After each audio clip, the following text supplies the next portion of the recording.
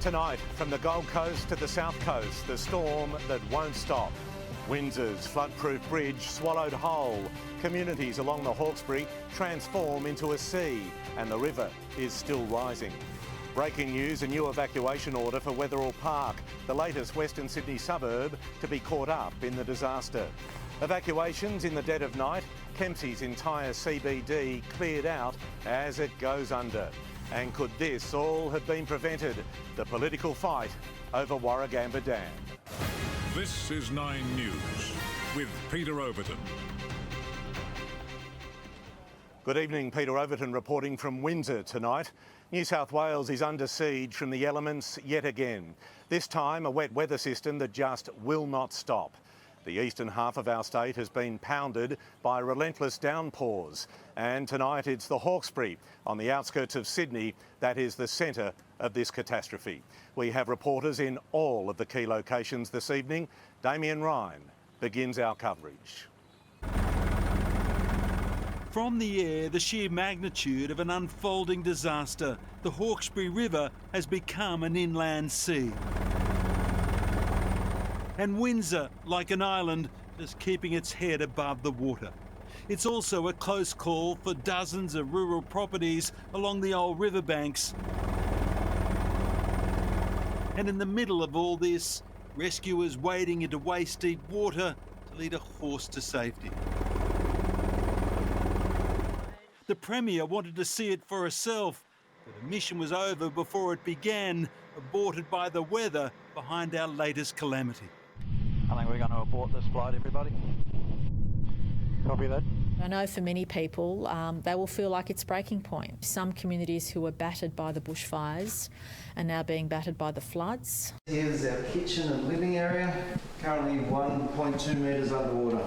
Dan Devine showed us around his North Street home in Windsor. Put a lot of effort in and look, it is, but you just got to say to yourself, well, let's come back in a few days and clean it up. Next door is a house built in 1846. Lily Sullivan has been the proud owner for 20 years. So it's probably seen a flood in its day. It's had many. So the 1867 was a lot higher. Another downpour. This is what makes this weather event so different to others that have plagued these communities over the years. The rain has been falling persistently since Thursday, and the forecast is it will be heavy again tomorrow.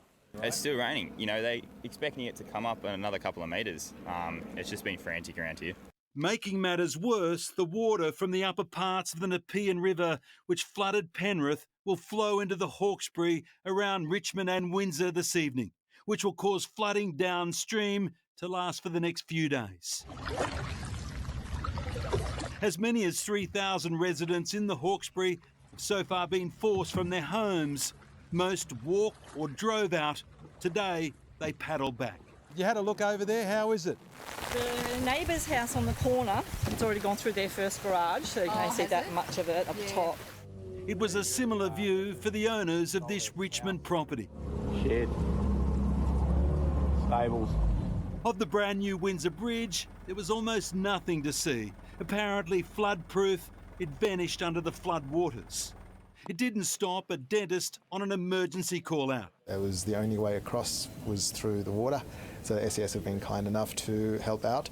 Suitcase packed for his mercy mission to help patients in North Richmond. A chopper was brought in to assist for another emergency. A pregnant woman airlifted from the floodwaters to the Nepean Hospital.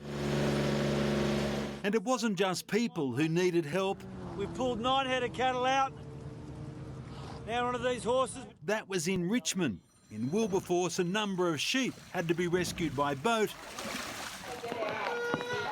A few kilometres away at Oakville, a whole farm had to be evacuated as the waters closed in. Chickens, ducks, donkeys moved to safer ground. I hope I can swim. But the animals have to come first. That's it. They don't know what to do in this. And this rabbit looked all at sea, waiting to be rescued. The army is said to be on the way, but in the meantime, police have stepped up. Sandbags and good luck, the only line of defence. Damien Ryan, 9 News. All right, we have breaking news for you. Nine's Tiffany Genders has exclusive access on board a marine rescue boat on the Hawkesbury River. Tiff, what are you seeing? Well, Pete, with the Windsor Bridge flooded and roads cut off, this is one of the only ways to assess the damage. It really is unbelievable. We have seen homes with water up to the windows, businesses and boat clubs swamped. The current is really strong and there is so much debris, gas bottles, wooden pallets and even a caravan floating by. Now, there is more rain expected at Windsor tonight. The Hawkesbury River expected to peak at 13 metres tomorrow morning. They haven't seen a weather event like this in 30 years. All right, Tiffany, thank you. Right now, there are fresh evacuation warnings for Western Sydney. Residents in Londonderry and Wetherill Park on high alert. The Nepean is the other river of major concern. Hundreds of residents in parts of Penrith, Mulgoa and Jamison Town forced to flee their homes. Today, they were allowed back in to assess the damage. Penrith mother of four, Kate Connell, hasn't slept in days. I'm done. Yeah, it's really hard. She watched floodwaters rise over the weekend before they rushed into her Ladbury Avenue property in the early hours of this morning. The hairdresser's newly built home hair salon swamped. Unfortunately, we won't be doing business for a little while and have to rebuild it all over again. Water a metre deep flooded Jason Byrne's Penrith home. His basement wine cellar turned mud bath, but his main concern was for his family. It just seemed to come up really, really quick in the space of about half an hour. The road was flooding and we sort of just had to chuck the kids in the car and go to grandma's. Jason's a plumber, so he spent the day pumping the filthy sludge out of his home. From the air, it's clear why people fled. Downstream from Penrith is Londonderry, where homes are engulfed. Cattle huddle on new islands made by Mother Nature. Big wheelie bins and four-wheel drives carried away in the sepia-hued surge. These two cars underwater, barely visible. We're constantly told not to drive through flooded roads, but despite the warnings, this woman pushes on and becomes trapped in her car. I've called the police. Shane Brown and his mates run in, pulling the woman out of the window and walking her through waist-deep water. Some people just need to watch what they're doing and don't drive through the floodwaters. Along with the RFS, Shane and his friends pushed the stricken station wagon back to where it should have stopped in the first place. Nearby, the SES comes to the rescue of rescue animals. Crates perched on inflatable boats as a Londonderry shelter is evacuated. This dog clings to a volunteer as it's carried to dry ground. The SES working overtime, rescuing a 5-month-old baby boy along with 4 adults when they became trapped. Last night, the Nepean River raged, peaking at more than 10 metres. You can see this light post almost going under. As waters rapidly receded today, the pole re-emerged. While levels have dropped significantly, parks and playgrounds are still submerged. Warragamba is spilling, so too the Nepean Dam, and more heavy rain is on the way. With the sodden ground in front of their homes slipping away, Glenmore Park residents are taking no chances, banding together to sandbag in case the river rises again. I don't think we'll be out of the woods till Thursday, according to the weather predictions. In breaking news, as we go to where a rescue is taking place, right behind me, a woman, her children and a number of pets are trapped in a home and they are going to be rescued by an SES inflatable boat. Residents here where I am who live near Rickaby's Creek in Londonderry have been told to prepare to evacuate. As you can see, the water is closing in on their homes. and the rain is still hammering down. A prepare to evacuate warning has also been issued for residents in Wetherill Park who live downstream from the Widemere detention basin, which has been damaged. So it's a very nervous night for many people who await what is to come. Pete? Natalia, thank you. On our mid-north coast, thousands of Kempsey residents are spending a second night away from home. The CBD under threat by the rising Macleay River. 9 News reporter Grace Fitzgibbon is there for us this evening. Grace, the situation changing by the hour. It is, Pete. Kempsey has officially recorded its heaviest 24-hour rainfall in 47 years at 226 millimetres. And the Weather Bureau is warning there is more on the way with a high pressure system heading in this direction. Tonight, Kempsey locals are going to sleep crossing their fingers. They are hopeful that somehow the Macleay River will manage to hold its banks overnight. But at this rate, Pete, it feels like it's not a matter of if, but when. The only way to truly understand the scale of this disaster is from the air. The town of Kempsey slowly disappearing underwater. The fast-moving, murky torrent stretching as far as the eye can see. While residents in this part of the country have seen their fair share of floods, they've never seen one quite like this. I've been here for 3 or 4 floods and I haven't seen this before. This is very local flooding, whereas normally it's upriver. With the Macleay River close to bursting its banks, it was a sleepless night.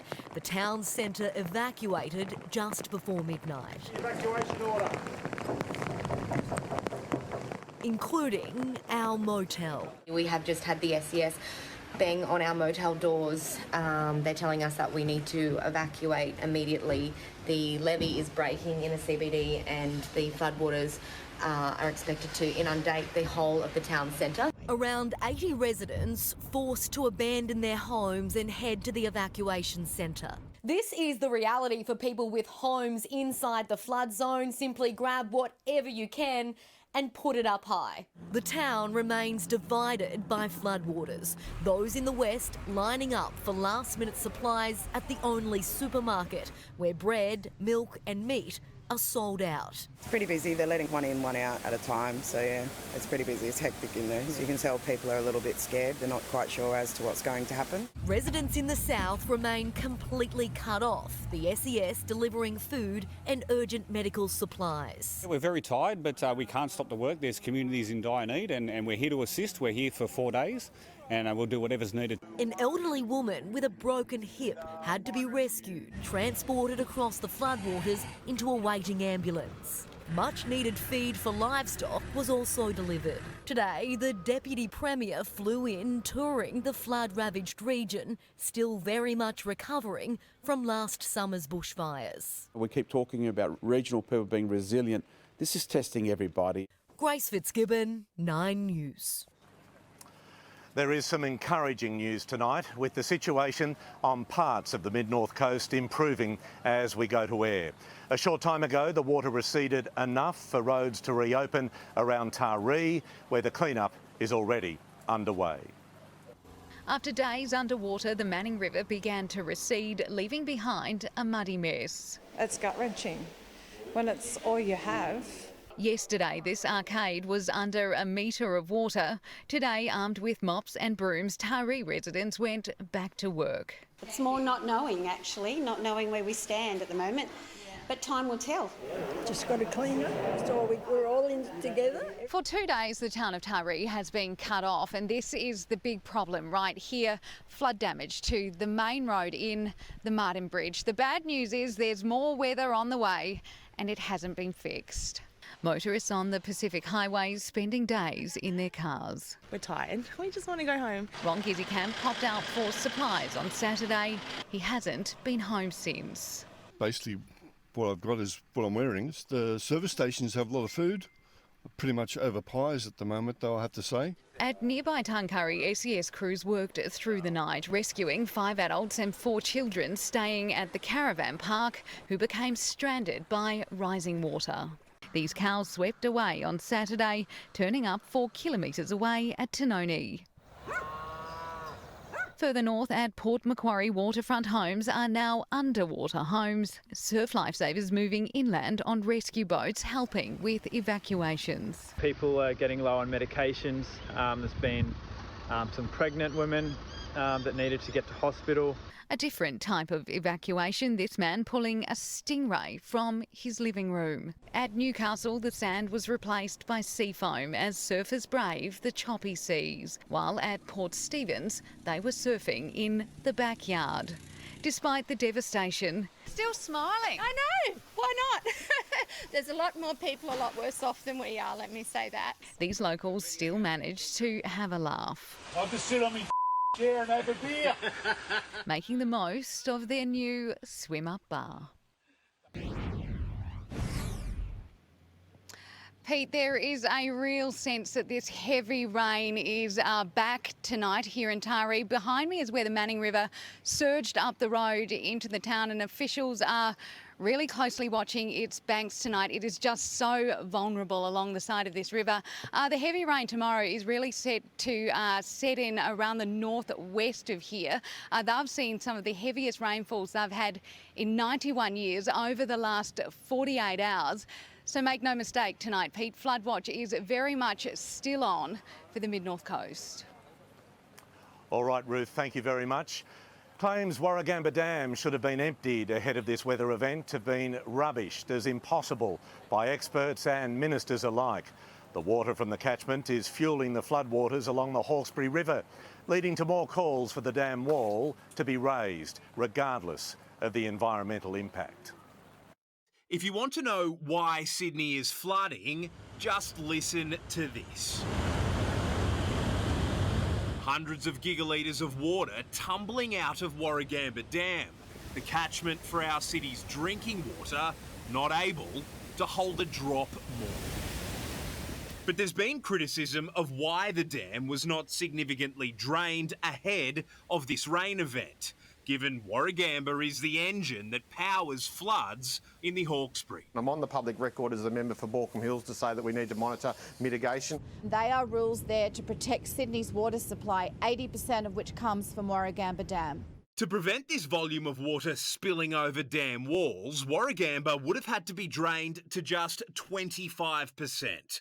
That would have left Sydney's drinking water supplies at critically low levels. And can you imagine if the forecast was wrong? That does happen every now and then.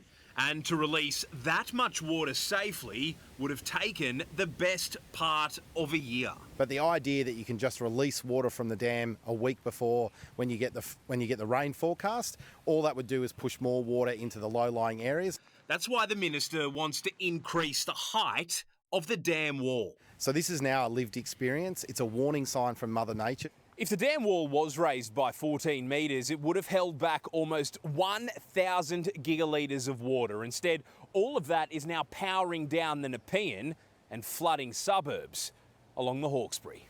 But when there's this much rain, there's only so much you can do. Australia is a land of drought and flooding rains, and we're in the flooding rains cycle. Chris O'Keefe, 9 News. In Sydney, the weather system turned deadly. A driver killed after losing control of his car in the wet. It sparked traffic chaos as suburbs across the city were swamped. The roads have been treacherous for days, and on a stretch of Mona Vale Road this morning, they claimed a life. A male driver aquaplaning at Terry Hills skidding into a tree. The delays stretched to Pittwater Road at Collaroy, where the sea wall stood firm against an angry tide. The city was brimming with umbrellas, workers arming themselves against wave after wave of showers washing in from the sea. We're still forecasting more rainfall over the coming days, so we anticipate this will cause the flooding to continue. Evacuated from her Riverston home, Catherine Turnbull has lived through 2 floods but seen nothing like this. The others would just come around the house and that was it, we still stayed there. But this one's a bad one. Northeasterly winds drove a cloudy mist across Middle Harbour. Further south, the Royal National Park played host to a natural phenomenon. Reverse waterfalls whipped up by high winds. Blacktown woke up to river rapids. In a backyard at Emu Heights, it was a kangaroo battling for survival. It's going to drown up there. While this park in Jamison Town turned takeaway, serving up the easiest catch of the day. How to go fishing? Which one should we eat? Sophie Walsh, 9 News. All right, let's have a look at the current weather situation, and it's good evening, Amber. Good evening, Pete. Well, we saw a widespread 5 to 40 millimetres of rain along the coast today, but the heaviest rain was in the state's west. Tibooburra and Borrina Downs in the upper west drenched with more than 90 millimetres of rain. The northern rivers, as we heard, also hit once again, 63 millimetres falling in Evans Head and 40 in Yamba. Sydney has seen a widespread 10 to 20 millimetres since 9 a.m. The heaviest rain, though, fell last night, adding to yesterday's totals. Penrith picking up 88 millimetres, 80 falling in Hornsby and 65 millimetres in Terry Hills. But it's the 4-day totals that are absolutely staggering. Comboyne on the mid-north coast has picked up 853 millimetres, 619 falling in Kempsey and 241 in Sydney. We are being warned the worst is yet to come. We could see falls of 50 to 200 millimetres of rain in the next 36 hours, and there is a severe weather warning in place for most of the state, not just for heavy rain but also for gale force winds, high tides and dangerous surf along the coast. I'll have more on tomorrow's weather a little later. Pete? OK, Amber, thank you. The rain is starting to fall quite heavily out here at Windsor. There's a lot of news around today. Let's go to Georgie Gardner in our Sydney studios. Georgie? Thank you very much for that, Pete. Still to come tonight, a former NRL star tonight facing a jail term. Jared Hayne found guilty of sexual assault. Police vehicles set alight and crowds battling riot squads. What's caused this unrest in England? And are we a step closer to overseas travel? New Zealand's Prime Minister gives us a date to look forward to.